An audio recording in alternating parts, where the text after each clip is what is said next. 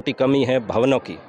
वो भवन आज भी हमारे लिए बहुत ज़्यादा ज़रूर। कई भवन ऐसे हैं जो जर्जर अवस्था में पहुंच चुके हैं। विभाग को भी हमने कई बार सूचित किया है, लेकिन अभी तक उनकी तरफ से हमें कोई संतोषजनक जवाब। माननीय विधायक महोदय और कलेक्टर साहब से मेरा यही निवेदन रहे, 7-8 अगर हमारे पास भवन हो तो जब भारी बारिश होती है तो पानी का रिसाव होता है, टपकता है, तो उसमें बरसात के दिनों में बच्चों को हमें बाहर बैठा करके शिक्षण कार्य करवा। कलेक्टर साहब को हम यही संदेश देना चाहते हैं। महोदय से भी मेरा निवेदन है, एमएलए साहब से, कि यहाँ पर वाइस प्रिंसिपल के जो पद खाली है, अति अपने जो इंटरलॉकिंग ये नीचे की हुई है ईंट वाली, ये भी प्रधान साहब और सरपंच साहब के सहयोग से भी हो चुके हैं ग्राम पंचायत चांदन, और यहाँ की जो स्कूल है इसके बारे में जानकर लेंगे।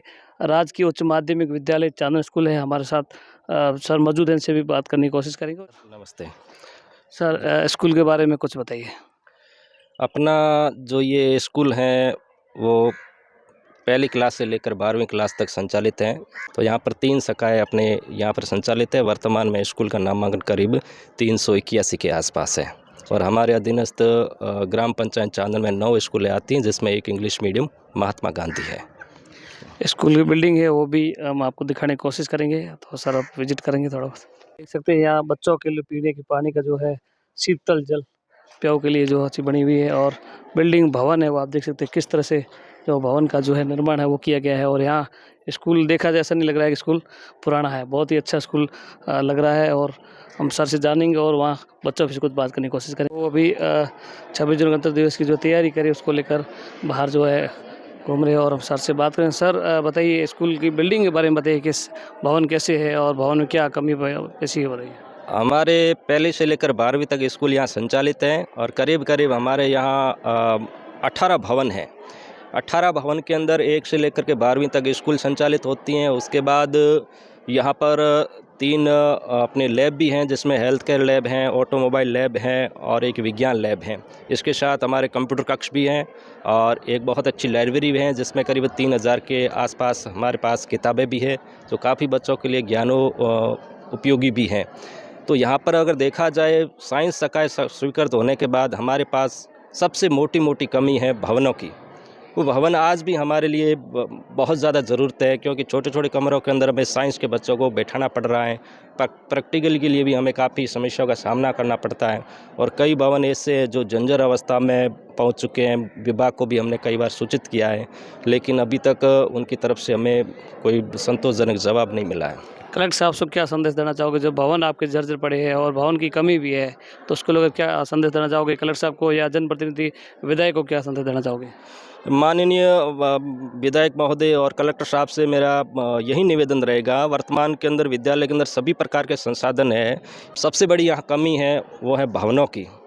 साइंस शाखाएँ स्वीकृत हुआ है, तो कम से कम 7-8 अगर हमारे पास भवन हो तो बच्चे उसके अंदर बैठ कर के अध्ययन कर सकें। और ज़्यादातर बिल्डिंग आप देख रहे होंगे बहुत अच्छी है, सुंदर है, इसके ऊपर हमने रंग रोगन भी करवाया है, लेकिन अंदर से जब भारी बारिश होती है तो पानी का रिसाव होता है, टपकता है, तो उसमें बरसात के दिनों में बच्चों को हमें बाहर बैठा करके शिक्षण कार्य करवाना पड़ता अच्छा, है। ये जो चमक रही सिर्फ रंग रोगन करके चमकाया गया है, बाकी पानी की है वो बारिश का पानी रूम के अंदर आ रही है। हाँ, ऐसे 2-3 रूम हैं जिसके ज़्यादा बारिश होती है तो पानी रिसता है, तो अंदर तक आता है, तो बारिश के दिनों में हमें बच्चों को बाहर बैठाना पड़ता है 1-2 क्लास को। और लाइट की क्या सुविधा है यहाँ पे? लाइट की यहाँ पे 24 घंटे लाइट रहती है, और यहाँ पर भामाशाह के सहयोग से और कंपनियों के सहयोग से हमने इन्वर्टर और बैटरियाँ प्राप्त की हैं। अगर गर्मी के मौसम में लाइट भी चली जाती है तो बच्चों को गर्मी वगैरह नहीं लगती है, पंखे नियमित रूप से चलते रहते हैं। और पानी की क्या व्यवस्था है? पानी की यहाँ पर अच्छी व्यवस्था है, सीधे अपने नहर का मीठा पानी आता है। यहाँ पे 2 टाँके बने हुए हैं जिसके अंदर स्वच्छ जल है, प्रति महीने हम इनकी साफ़ सफाई करवाते हैं। और बच्चों के पानी पीने के लिए 2 प्याऊ है जिसके अंदर वाटर कूलर और आरओ भी लगा हुआ है। तो कभी कभार यहाँ पर ट्यूबवेल का खारा पानी भी आता है, तो हम फिल्टर करके बच्चों को पिलाते हैं। स्टाफ कितना है यहाँ पे? हमारे यहाँ पर अभी वर्तमान के अंदर 33 पोस्टें स्वीकृत है साला दर्पण पे, और 27 का स्टाफ अपने यहाँ पर कार्यरत है। तो कितने स्टाफ की कमी है यहाँ पे, मतलब? यहाँ पे हमारे करीब 3 साल से ये मेरी यहाँ पर पोस्टिंग है, और प्रधानाचार्य का पद करीबन 3 साल से यहाँ पर खाली है। वो प्रधानाचार्य का पद खाली है, और उसके साथ में विज्ञान शाखा की तीनों ही पद खाली थे, जिसमें जीव विज्ञान के अपने लेक्चर साहब ने आज ज्वाइन किया है। उसके बाद फिजिक्स और केमिस्ट्री की पोस्टें खाली है, और एग्रीकल्चर के 3 पोस्टें खाली है, लेकिन उसका साला दर्पण पे अभी तक मैपिंग नहीं हुई है, पद स्वीकृत नहीं हुए हैं। इसके अलावा एक डबल ओ की पोस्ट खाली है, और एक अपने चतुर्थ श्रेणी कर्मचारी की और वरिष्ठ अध्यापक संस्कृत की पोस्ट यहाँ पर कम से कम 10 स्टाफ की और भी कमी है, 27 स्टाफ होने के बाद भी। हाँ, कमी तो है, लेकिन उस कमी को कभी हमने महसूस नहीं होने दिया बच्चों को। स्टाफ का काफ़ी अच्छा तालमेल है, हम मिलजुल कर काम करते हैं। हमारा पिछला बोर्ड का रिजल्ट भी बेहतर रहा है, और उम्मीद करते हैं, अध्यापकों की मेहनत के ऊपर भरोसा भी करते हैं कि अब की बार भी हमारा रिजल्ट है वो अच्छा रहेगा, और हमारी यही कोशिश है कि जिले की मेरिट के अंदर हमारे बच्चे आए। जी सर ने बताया कि यहाँ पे सबसे बड़ी तो भवन की कमी है, और कम से कम 7-8 रूम की कमी है, और स्टाफ है वो भी 10 स्टाफ की कमी है, और 3 साल से प्रधानाचार्य वो पोस्ट खाली है। क्या कलेक्टर साहब से क्या संदेश देना चाहोगे? कलेक्टर साहब को हम यही संदेश देना चाहते हैं कि एक तो ग्राम पंचायत ये बहुत बड़ी हैं, और बच्चे विज्ञान के प्रति रुचि भी रखते हैं, तो यहाँ पर 2-3 अगर भवन यहाँ पर स्वीकृत करा लें तो हमारे लिए बहुत बड़ी बात होगी।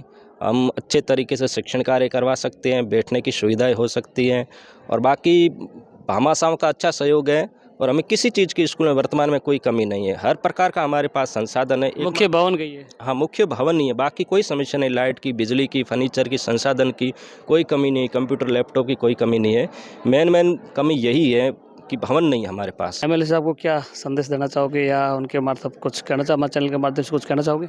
नहीं, एमएलए साहब से मेरा यही निवेदन है, जनप्रतिनिधि हैं तो प्रधानाचार्य का पद यहाँ पर खाली है, वाइस प्रिंसिपल का पद खाली है, और यहाँ पर एक दूरस्थ जैसलमेर ज़िला आता है अपने, जहाँ पर साइंस के बच्चे भी होते हैं, रुचि भी होती है उनकी, लेकिन अगर साइंस बच्चे लेते हैं, अगर शिक्षण कराने वाले शिक्षक नहीं होंगे तो उनके सामने समस्याएं आती है। फिर भी हम डिजिटल स्मार्ट क्लास के माध्यम से बच्चों को शिक्षण करवाने का प्रयास करते हैं। तो माननीय महोदय से भी मेरा निवेदन है एमएलए साहब से कि यहाँ पर वाइस प्रिंसिपल, एग्रीकल्चर लेक्चरर और बायो लेक्चरर के जो पद खाली है, अति शीघ्र इसे भरने की अगर कृपा करेंगे तो निश्चित रूप से बच्चों को इसका लाभ मिलेगा। प्रधान साहब है उसी गांव से है, उनका कैसा सहयोग रहा है स्कूल को लेकर? नहीं, प्रधान साहब का बहुत ही अच्छा सहयोग रहा है। हमारे पीछे अब टिन शेड आपने ग्राउंड के अंदर देखा होगा, बहुत विशाल विस्तृत रूप से टिन शेड बना हुआ है, ये उनकी बदौलत ही है। अपने जो इंटरलॉकिंग ये नीचे की हुई है ईंट वाली, ये भी प्रधान साहब और सरपंच साहब के सहयोग से भी है। वाटर कूलर आरओ जो लगा हुआ है, प्याऊ बना हुआ है, ये भी उन्हीं की देन है। और 4 दीवारी जो ये बाहर बनी हुई, ये भी प्रधान साहब की मेहरबानी की बदौलत बनी हुई। उनका बहुत अच्छा सहयोग है।